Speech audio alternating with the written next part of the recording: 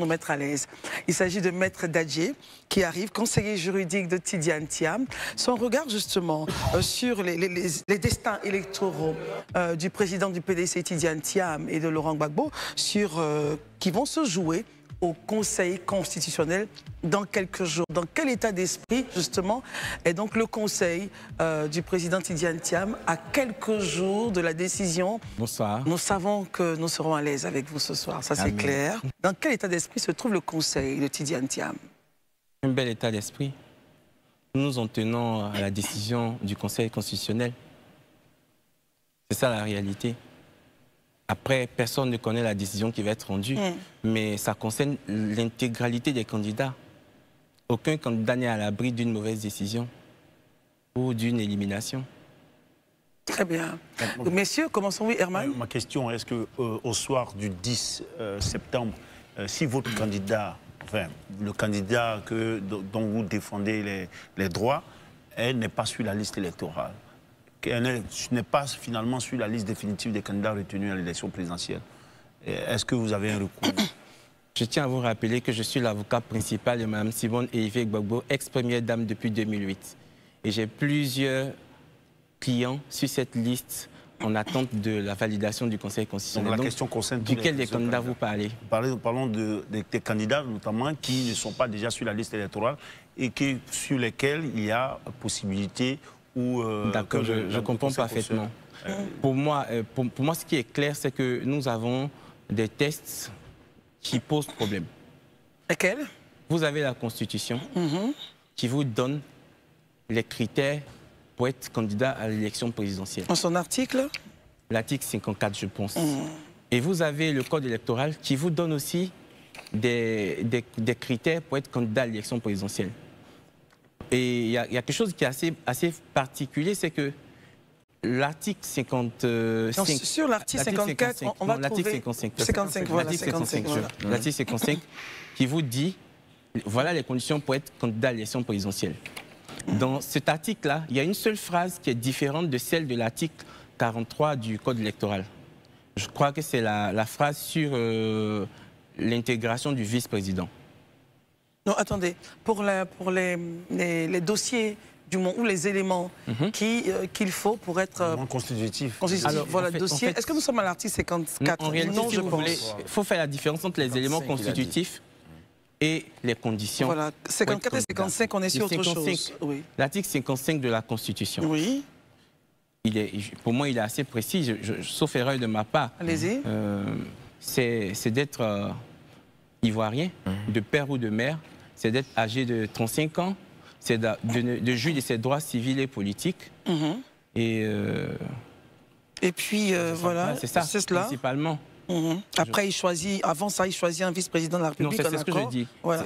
Donc, on est bon. Le test de la Constitution est pratiquement le test identique de celui du Code électoral. À la différence près qu'il y a une phrase dans la Constitution de l'article 56 qui parle juste de la vice-présidence. C'est ça, c'est ça. Vous voyez un peu. Pour moi, s'il y avait une différence entre les deux tests, le seul test qui devait prévaloir, c'est celui de la Constitution. Et vous avez après l'article 48 qui dit parler des conditions d'éligibilité et d'inéligibilité, qui lui vient vous dire... l'article 48 du Code électoral. Il faut être sur la liste électorale. Pour moi, l'article 48 parle des mesures administratives ou des mesures accessoires à rajouter à votre éligibilité. Pour moi, c'est ce que je crois. Notamment le parrainage, les cautions et tout ça. Pour moi, c'est des mesures accessoires. Très bien, maître. Je dis bien pour moi. Avec votre permission, Élisée, vous allez faire la lecture des articles pour qu'on se retrouve. Oui, non, maître Rodrigue, c'est un peu pour poursuivre en fait. Ma question. Oui, il va répondre, Herman. Comme ça, un prérequis. Mais quelle était la question? Au soir du 10, si votre candidat, celui dont vous assurez le conseil, qui est dans cette situation d'incertitude, n'est finalement pas retenu sur la liste définitive des candidats retenus à l'élection présidentielle, est-ce que vous allez aller à un recours? La question. C'est une question qui mérite d'être posée, mais c'est une question dont je ne peux pas vous donner la réponse maintenant. Elle se discute avec M. Thiam lui-même, avec le PDCI. C'est une décision souveraine que prend le président Thiam avec le PDCI au cas où il n'est pas retenu, ce qui n'est pas encore le cas. Très bien. Alors, dans votre argumentaire, vous disiez que les textes posent problème, c'est cela. Et vous citiez dans certains articles. Oui, parce que j'entends certains juristes dire que le président Thiam n'est pas sur la liste électorale, donc il ne remplit pas les conditions.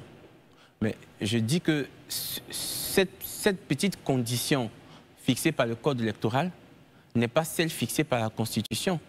Reprise à l'identique par l'article 43, je pense, si je ne me trompe pas, l'article 43 de la Constitution, du Code électoral. L'article 43 du Code électoral. Le président de la République a élu pour 5 ans au suffrage universel direct. À l'identique, je pèse bien mes mots. Il n'est rééligible qu'une fois. Le candidat à l'élection présidentielle doit jouir de ses droits civils et politiques et doit être âgé de 35 ans au moins. Il doit être exclusivement de nationalité ivoirienne, né de père ou de mère ivoirienne d'origine. Voilà. Ah, c'est l'article 43. L'article 43 du Code électoral est la reprise identique de l'article 55, à l'exception de la phrase qui concerne le vice-président. Pour moi, article 55 de la Constitution. Ouais, on est bien d'accord. C'est ça. Voilà. Pour moi, c'est de ça qu'il s'agit. Après, quand on arrive à l'article 48, pour moi, c'est les mesures d'accompagnement. On ne peut pas faire des mesures d'accompagnement une condition principale de l'éligibilité au regard de la Constitution. Article 48 du Est-ce qu'un candidat doit pouvoir respecter les conditions de cet article 48, finalement? Mais pour moi, c'est des conditions accessoires. Et elles restent des conditions. Très bien. Oui, elles restent des conditions, mais c'est des conditions accessoires. Et la phrase a été rédigée en disant il faut être sur la liste électorale, mais notamment, il faut que vous remplissiez telle autre condition. Pour moi, la phrase d'être sur la liste électorale, elle est complètement contradictoire à la Constitution. Je suis désolé. Très bien. Élysée? Ok, désolé. Maître, merci en tout cas pour cet éclairci, mais moi je voudrais en fait qu'on poursuive un peu le débat sur un point. Vous avez lu l'article 55 qu'on a lu tout à l'heure. Bien sûr. Mais je voudrais vous ramener déjà à l'article 51 qui pour moi vient justifier pourquoi on se retrouve dans le code électoral et pourquoi il y a ces dispositions. Quand on lit l'article 51 de la Constitution, voilà ce qu'il dit. Le peuple exerce sa souveraineté par la voie du référendum et par ses représentants élus. Sous-entendant le président, les députés, les sénateurs, ses représentants élus. Les conditions du recours au référendum ainsi que les modalités de l'élection du président de la République et des membres du Parlement sont déterminées par la Constitution et précisées par une loi organique. La Constitution donc détermine les conditions, mais ces conditions-là, la loi nous dit, à moins que j'ai compris mal, hein, l'article 51 nous dit que c'est précisé par une loi organique. Mais la loi organique en rapport avec les élections, c'est le code électoral. Et le code électoral vous dit dans son article 48, tout Ivoirien qui a la qualité d'électeur peut être élu président de la République dans les conditions prévues par la Constitution et sous les réserves énoncées ci-après. Mais une chose qui est importante, cet article fait partie d'une section 48. Qui est baptisée, l'article 48, qui est baptisée section 2, pardon, intitulée section 2, des conditions d'éligibilité et d'inéligibilité.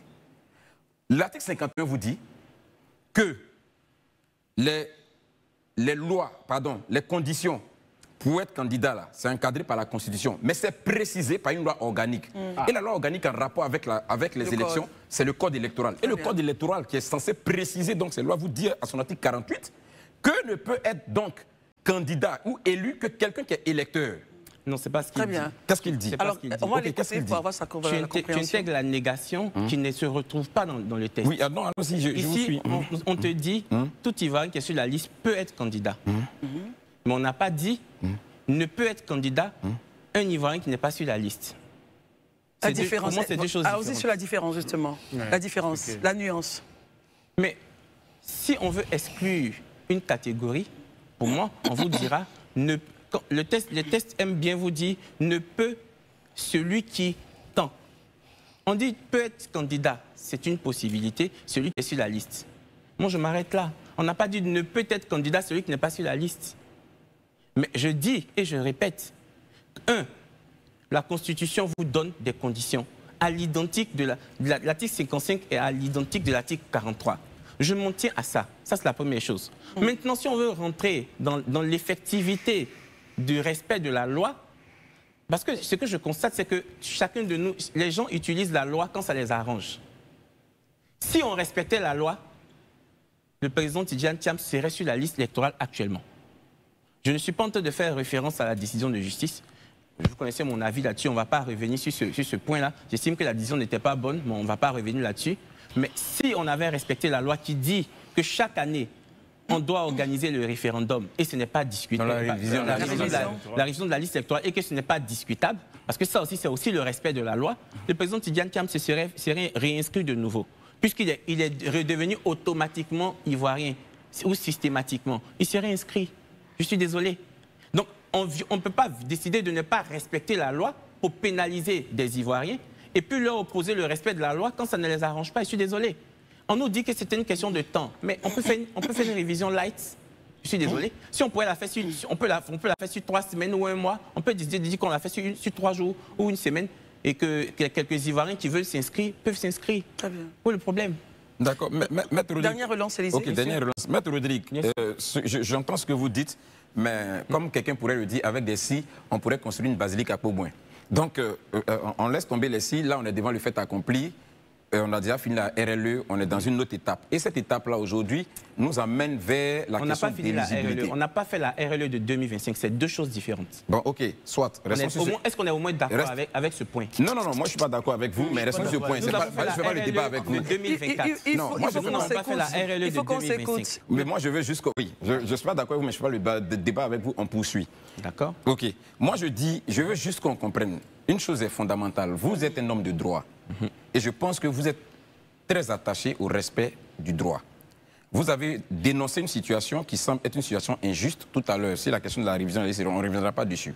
Mais est-ce parce que ça a été injuste par rapport à la révision de la liste électorale que vous, homme de droit, remettez en cause une disposition constitutionnelle et électorale? Parce que vous avez évoqué l'article 55, mais moi je vous ai ramené vers l'article 51, qui précise, qui vous dit clairement que s'il est vrai que les conditions du recours au référendum ainsi que les modalités d'élection du président de la République et les membres du Parlement sont déterminées par la Constitution, mais elles sont précisées par une loi organique. Et vous et moi, on s'est convenu que la loi organique, c'est la loi électorale. Oui. C'est le code électoral. Et le code électoral, dans son article 48, qui est stipulé ici, des conditions d'éligibilité et d'inéligibilité, vous dit tout Ivoirien qui a la qualité d'électeur peut être élu président de la République dans les conditions prévues par la Constitution et sous les réserves énoncées ci-après. Si je veux suivre votre raisonnement, vous dites qu'il n'y a pas de négation. Bien sûr. Je suis d'avis qu'il n'y a pas de négation. Mais autant il n'y a pas de négation, il n'y a pas de confirmation que quelqu'un qui n'est pas sur la liste peut être candidat. Je peux vous retourner ça. Le test ne dit pas que si vous n'êtes pas sur la liste électorale, vous pouvez être candidat. Ça n'est pas stipulé dans le test. Très bien, on va l'écouter. Oui, mais à partir du moment où le test ne le dit pas, pourquoi vous voulez faire dire au test ce qui ne dit pas? Non, on reste sur ce que le test dit. On ne fait pas ce que le test ne dit pas, on reste sur ce que le test dit. Le test vous dit, peut être électeur, peut être candidat, celui qui est électeur. Oui, c'est ce que le test dit, on reste dessus. Je dis tant mieux, c'est pas mauvais, mais le test ne vous dit pas, il ne peut pas être électeur celui qui n'est pas sur la liste électorale. Tout comme le test ne vous dit pas, ne peut être électeur celui qui n'est pas sur la liste électorale, ça ne vous dit pas ça non plus. C'est ce que j'essaie de vous faire comprendre, c'est que... Allez-y. Quand on veut aller à une élection, comme c'est le cas de la Côte d'Ivoire qui sort d'une crise dont nous n'avons pas encore traversé les stigmates, et je pèse bien mes mots quand je le dis, il faut aller à des élections qui laissent une impression d'équité et de justice. C'est ce que je crois. On ne peut pas laisser de côté certains électeurs ou certains candidats en estimant que telle ou telle décision les pénalise ou telle loi les pénalise. C'est ce que je dis. Et le cas de M. Tidiane Thiam est très patent, mais le cas du président Laurent Gbagbo est aussi patent. M. Laurent Gbagbo a été victime d'une série de violations de la loi. Et je pèse bien mes mots, une série de violations de la loi. Pour qu'aujourd'hui, le président Laurent Gbagbo ne soit pas sur la liste électorale. Est-ce que les Ivoiriens prennent conscience de cette situation? En Côte d'Ivoire, il y a un test qui vous dit que pour poursuivre un ancien chef d'État, il faut que l'Assemblée nationale donne une autorisation. Et le test précise que cette autorisation doit être rendue publique. Donc, vous avez le procureur de la République de l'époque qui a servi une citation au président Laurent Gbagbo. Et je suis bien placé pour en parler parce que je suis le seul Ivoirien qui a reçu la citation du président Laurent Gbagbo. Elle est là. C'est bien marqué, c'est moi qui l'ai réceptionnée. Je l'ai reçu le 6 novembre pour une audience pénale contre M. Laurent Gbagbo le 21 novembre. Est-ce qu'on peut lire les conclusions? C'est la citation, les informations sont dans le domaine public. Hein. Le débat est fini depuis longtemps, on ne refait pas le débat. Ce que je dis, c'est que déjà même, on le convoque dans 2 semaines. Mais l'ironie du sort, c'est que avant d'engager une telle procédure, il devait être marqué sur la citation sur autorisation de l'Assemblée nationale obtenue en date du temps, publiée en date du temps. Parce que c'est la loi qui le dit. C'est le statut des anciens chefs d'État qui le dit. Je l'ai avec moi.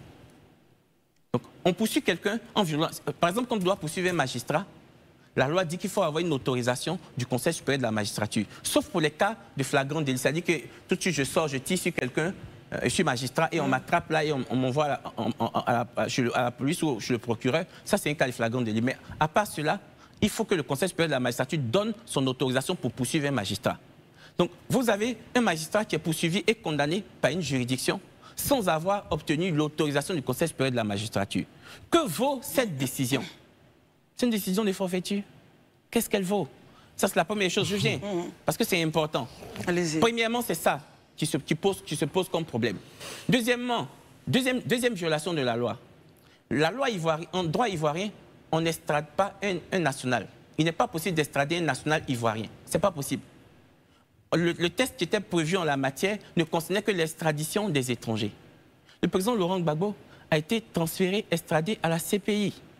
On nous dira que la Côte d'Ivoire a ratifié le statut de Rome. Mais signer le statut de Rome implique qu'on doit modifier les dispositions internes pour pouvoir désormais prévoir qu'on peut extrader un national ivoirien. Ça n'existait pas. Il a été extradé en violation de la loi. Ça, c'est la deuxième des choses. Troisième des choses, quand on convoque le président Laurent Gbagbo à une audience pénale, à mon cabinet, à moi, Mohamed Dadje Rodrigue, ça me pose un problème. Pourquoi? Parce que en matière pénale, la matière pénale est la seule matière en droit judiciaire où c'est la personne poursuivie qui doit recevoir sa convocation. Et c'est elle qui doit se présenter à l'audience et maintenant désigner au juge son ou ses avocats. Donc moi, en tant qu'avocat, je n'ai pas le droit de recevoir la citation pénale d'un prévenu. Je peux la recevoir en matière civile, commerciale, tout ça, mais en matière pénale, non. J'ai donc écrit au procureur pour lui dire, j'ai reçu la citation du prévenu, M. Laurent Gbagbo, qui est poursuivi, mais je suis bien étonné. Parce que vous savez qu'en droit, je ne peux pas la recevoir. Quelle a été sa réponse? Je viens. Je ne peux pas la recevoir. Je lui ai fait un courrier au procureur de la République de l'époque et au président du tribunal. Je ne peux pas la recevoir. Mieux, vous avez transféré à la CPI M. Laurent Gbagbo, qui y est toujours. Donc, vous savez où il se trouve, puisque c'est vous qui l'y avez envoyé. Donc, si vous tenez tant à poursuivre M. Laurent Gbagbo dans une procédure pénale, je parle bien du braquage de la BCAO en griffe, parce qu'il n'y a jamais eu de braquage de la BCAO, vous devez aller lui remettre sa citation correctionnelle à la CPI. Quelle a été sa réponse? Je viens. Je suis trop pressé, je viens. Parce qu'on n'a quand même plus pas le temps de mettre Dadje. Même si vous voulez nous mettre à l'aise, dans la télé, il y a du temps. C'est pourquoi je demande quelle a été sa réponse. Finalement, ils ont reconnu avec moi qu'effectivement la méthode n'était pas très bonne. Bon, je leur ai demandé de reprendre leur procédure et je suis sorti de la procédure. Cette procédure a quand même continué et elle a abouti à une décision de condamnation. Je vous rappelle que le président Gbagbo était à la CPI et il ne pouvait pas sortir de la CPI. La seule fois où il a demandé à sortir de la CPI pour 3 jours pour venir assister aux obsèques de sa mère, cela lui a été refusé. En matière pénale, on ne peut pas poursuivre et condamner quelqu'un en son absence dont on sait où il se trouve. Très bien. D'accord. Et finalement, venir dire que sur la base de cette décision qui a abouti à une série de violations de la loi, on te sort de la liste électorale. Il y a un gros problème d'injustice. Mais Dadje, je pense qu'on a bien écouté tout ce que vous avez dit. D'accord. Dans la liste de la plus de 60aine de candidats, quels sont les candidats que vous défendez? Que je défends. Hein. Oui, oui, vous l'avez dit dès l'entame de vos propos. Dont je suis le conseil. Oui, oui.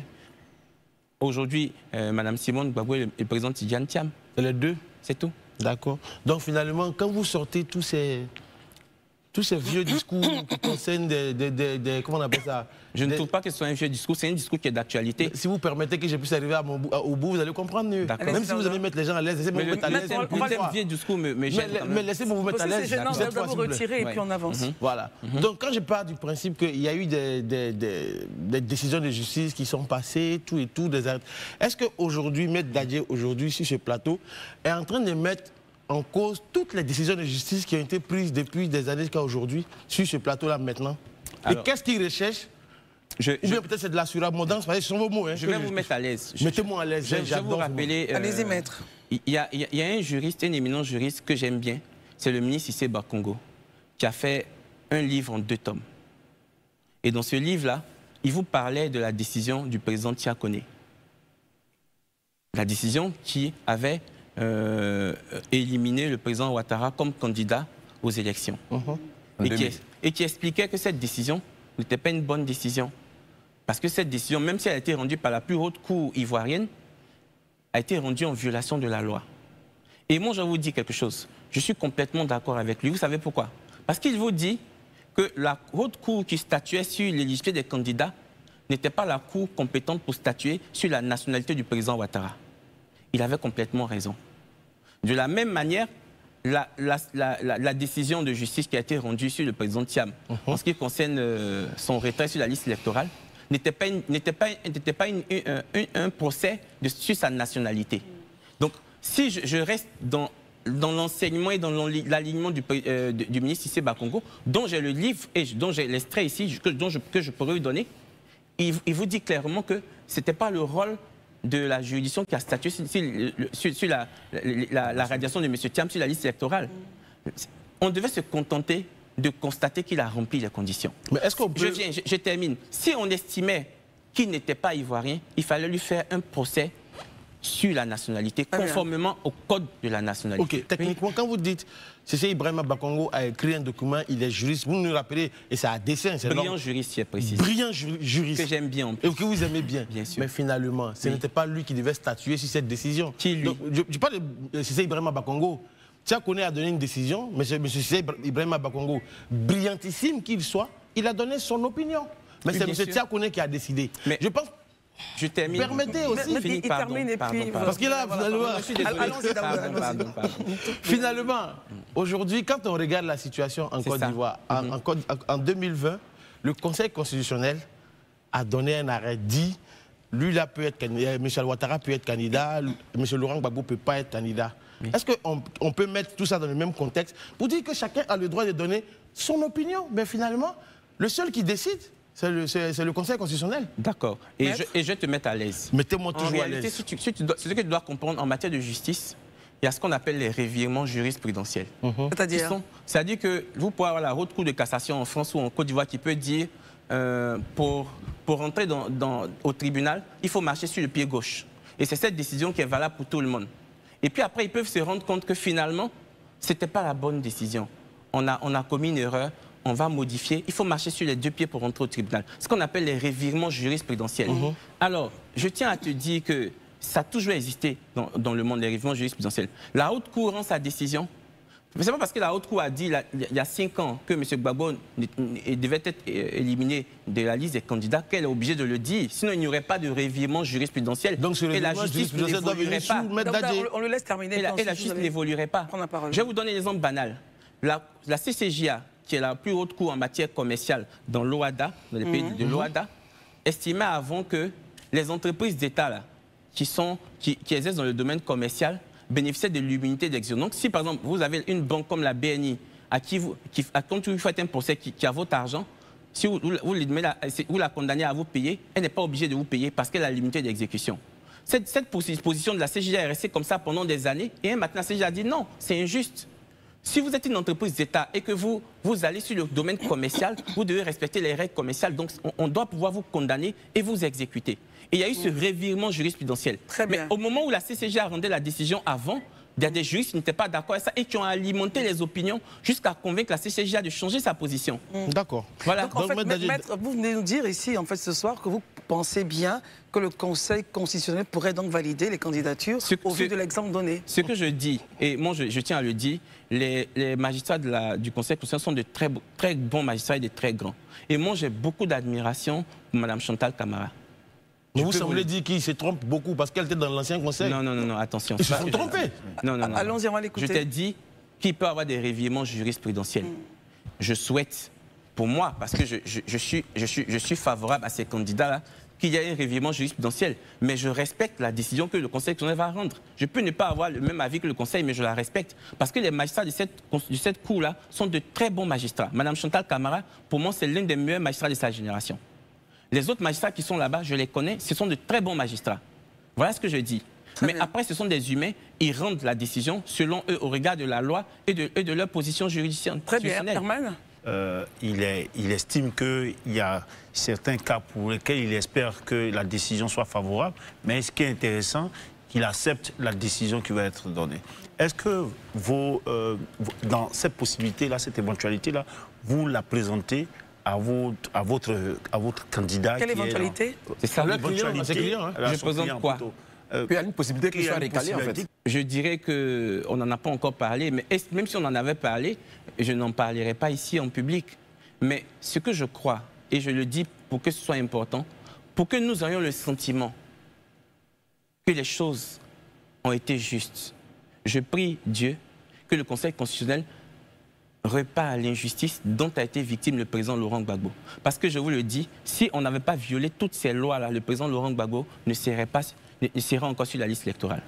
Si on n'avait pas fait du contentieux de la radiation sur la liste électorale un contentieux de la nationalité, le président Thiam serait encore sur la liste électorale. Finalement, si on veut rester dans la Constitution... Monsieur Dadje, moi je suis quand même surpris. Il termine. Souffrez que je termine, puisque vous dites que je vous interromps tout le temps. Non, mais je fais la même chose comme vous. Je suis allé à votre école. On termine votre point, maître. Comme je dis, finalement, le Conseil constitutionnel a la plénitude de juridiction. Ils sont capables de réparer des injustices judiciaires. Le Conseil peut estimer qu'effectivement, ils ne sont pas sur la liste électorale, mais c'est parce que la loi a été violée qu'ils n'ont pas été sur la liste électorale. Non, remettons-les sur la liste. Donc on peut les remettre. Ils en ont la plénitude. Et je peux vous dire une anecdote qui est importante. C'est que le procureur de la République qui a monté la procédure contre le président Laurent Gbagbo pour la procédure pénale pour le barrage de la BCO, c'était le procureur Adou Richard. Il est au Conseil constitutionnel.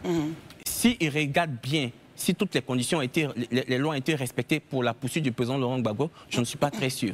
Parce qu'on ne peut pas nous publier l'autorisation qu'on a eue, parce que moi, je ne l'ai pas vue. Si elle existe, Dieu merci, on ne l'a pas publiée, parce qu'on devait la rendre publique. Très bien.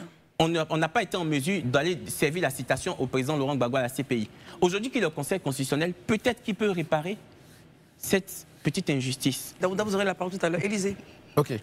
Merci beaucoup, Maître Dadje. Moi, je voudrais, c'est vrai, tout à l'heure, vous avez évoqué un ensemble d'articles, vous avez dit que ce n'est pas spécifié de façon claire la négation. Moi aussi, j'ai essayé de revenir dessus. Mais je voudrais vraiment qu'on se repose, qu'on se pose objectivement pour une question de bon sens. C'est vrai qu'on me dira, nous, on a le droit n'est pas forcément égal au bon sens. J'ai vu... Là, ils sont en position posée ou reposée. Oui, peu importe. Mettez là où vous vous sentez plus à l'aise. Je vous mets à l'aise. Merci, merci beaucoup, Maître Rodrigue. Je vais dire, Maître Rodrigue, pour une question de bon sens. Est-ce que vous estimez que ce soit juste de penser que quelqu'un qui ne fait pas partie du corps électoral puisse être candidat pour requérir le suffrage des gens qui sont dans le corps électoral? Une question de bon sens. Ce n'est pas juste vraiment, je dis, vraiment sortons un peu du droit, mais regardons une question de bon sens. Oui. Ça veut dire que quelqu'un qui n'est pas membre du corps électoral est candidat et il doit être voté par le corps électoral. Est-ce que ça fait sens? Très bien. Maître, réaction? Pour moi, ça ne me pose aucun problème. Je dis bien, pour moi, ça ne me pose aucun problème. Pourquoi ça devrait poser un problème? Moi, je vous prends un petit exemple, pour qu'on fasse un peu terre à terre. Vous décidez d'être candidat de chef d'une classe, chef de classe. Vous n'êtes pas de la classe. D'accord. Alors, ça fait logique, ça? Vous savez bien que vous pouvez être inscrit dans une autre ville, et puis aller,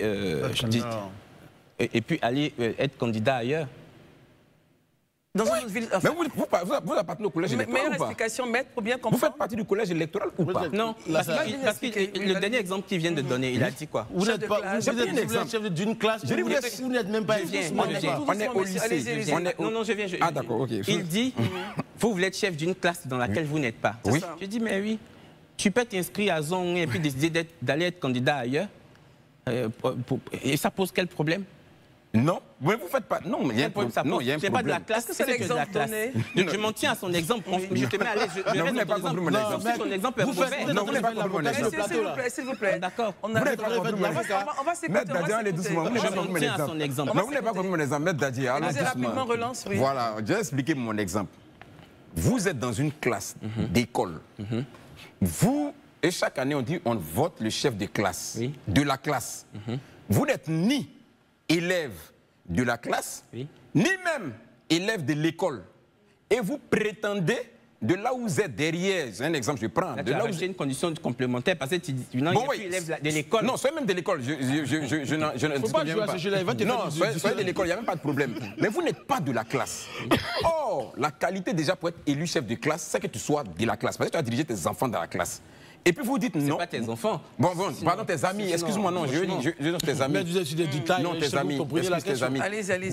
Donc, comment, vous qui n'êtes ni élève de la classe, alors que l'élection concerne les élèves de la classe, et vous dites, vous voulez être candidat à cette élection. Comment ça s'explique? Alors, je peux te répondre. Oui. Allez-y. Quel est le but de l'élection du chef de classe? Le chef de classe, quel est son rôle?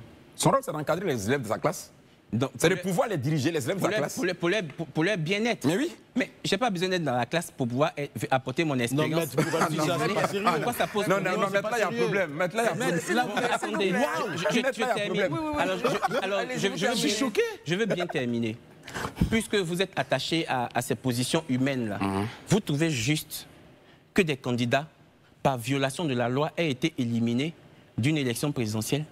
Mais moi, si je vous pose la question, vous allez pouvoir répondre. Moi, je Si vous vous réponds, c'est pas S'il vous plaît, monsieur. Non, moi, je vais répondre à la question. Maître, la question est posée à qui? Parce que deux personnes ne peuvent pas parler en même temps. Je leur pose tous la question. Non, on ne peut pas parler en même temps, il faut choisir. Mais je leur pose la question, que chacun donne son point de Très bien. vue. Donc, je pense que la question m'a été posée à Élysée quand on Moi, je enchaînait réponds. le débat. Si les preuves on prend Élysée, on prend Daouda. si les preuves sont établies qu'il y a eu violation, c'est donc anormal qu'une personne ait été retirée parce qu'il y a eu violation. Je dis bien, si les preuves sont établies qu'il y a eu violation, c'est anormal. Parce que la loi est là justement pour pouvoir établir. Maître, La réponse d'Élysée me convient parfaitement. Un, pour poursuivre un ancien chef d'État, il faut avoir une autorisation de l'Assemblée nationale. Ça, vous l'avez déjà dit. Le procès a eu lieu en 2017. Est-ce qu'en 2025, vous avez déjà vu cette autorisation de l'Assemblée nationale? Parce que la loi dit qu'il doit être publié. Donc, ce n'est même pas un secret. Vous l'avez vu où? Nulle part. De deux, en matière pénale, on ne poursuit pas quelqu'un qui n'est pas là. Ou à qui on ne peut pas remettre une convocation. Sinon, on lance un mandat de recherche ou d'arrêt contre lui. Mais le président Laurent Gbagbo, vous l'avez déposé à la CPI, dont vous savez où il est. Allez lui remettre sa convocation et qu'il soit en mesure de pouvoir se défendre si la CPI l'autorise à venir à Abidjan. juste avec quelques secondes et on part au journal, en fait. Oh là là. Allez-y. Oui, très rapidement, j'ai Je sais que tu m'admires beaucoup, donc tu prononces le mot plusieurs fois. Oui, je sais pas mauvais. que tu es mon grand frère et je t'admire beaucoup. Je le confesse, je t'admire. Mais aujourd'hui, tu es tout fait, tout flamme sur ce plateau-là. Qu'est-ce que tu es de bonne humeur, Dadje? Non, tu es de bonne humeur, mais finalement, j'ai l'impression que finalement... Gardons le débat. Oui, je sais. J'ai l'impression que finalement, Maître Dadje est venu rechercher quelque chose d'autre sur le plateau. Parce que moi, je ne sais pas qu'est-ce que tu recherches. Parce qu'en 2020, où tu étais lorsqu'on parlait de cette affaire de Laurent Gbagbo? Parce que tout ce que tu es en train de dire aujourd'hui, tu ne l'as pas dit en 2020. Pourquoi c'est aujourd'hui que tu en parles?